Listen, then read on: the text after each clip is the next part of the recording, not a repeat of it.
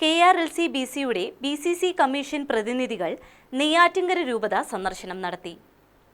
June 27-28 തീയതികളിലായി കേരളത്തിന്റെ വിവിധ ഭാഗങ്ങളിലെ 6 രൂപതകളിൽ നിന്നായി 28 അംഗങ്ങളാണ് നെയ്യാറ്റിൻകര രൂപതയിൽ സന്ദർശനം നടത്തിയത്. BCC commission secretary father Johnson പുത്തൻവീട്ടിലിന്റെ നേതൃത്വത്തിലായിരുന്നു സന്ദർശനം.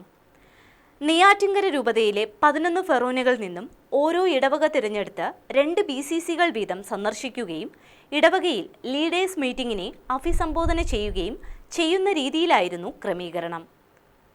കവിയാക്കോട്, കമുകിൻകോട്, പനക്കോട്, ചന്ദ്രമംഗലം, പേയാട്, മാണിക്യപുരം, തിരുപുറം, ആറയൂർ, ചെമ്പൂര്, ഉണ്ടൻകോട്, ആറ്റുപുറം എന്നീ ഇടവകളിലെ 22 BCC യൂണിറ്റുകളാണ് സന്ദർശിച്ചത്.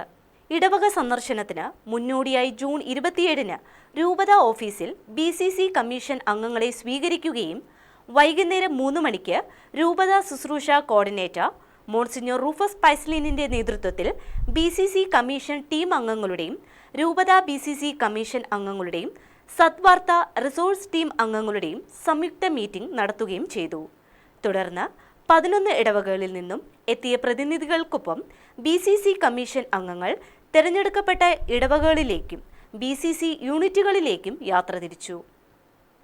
ജൂൺ 27 ശനിയാഴ്ച തിരഞ്ഞെടുക്കപ്പെട്ട BCCകളിൽ സന്ദർശനം നടത്തുകയും ജൂൺ 28 ഞായറാഴ്ച അതാത് ഇടവകകളിൽ ദിവ്യബലിയിലും തുടർന്ന് നടന്ന ലീഡേഴ്സ് മീറ്റിംഗിലും പങ്കെടുത്ത ശേഷമാണ് KRLC-BCയിലെ BCC കമ്മീഷൻ പ്രതിനിധി സംഘം തിരിച്ചുപോയത്.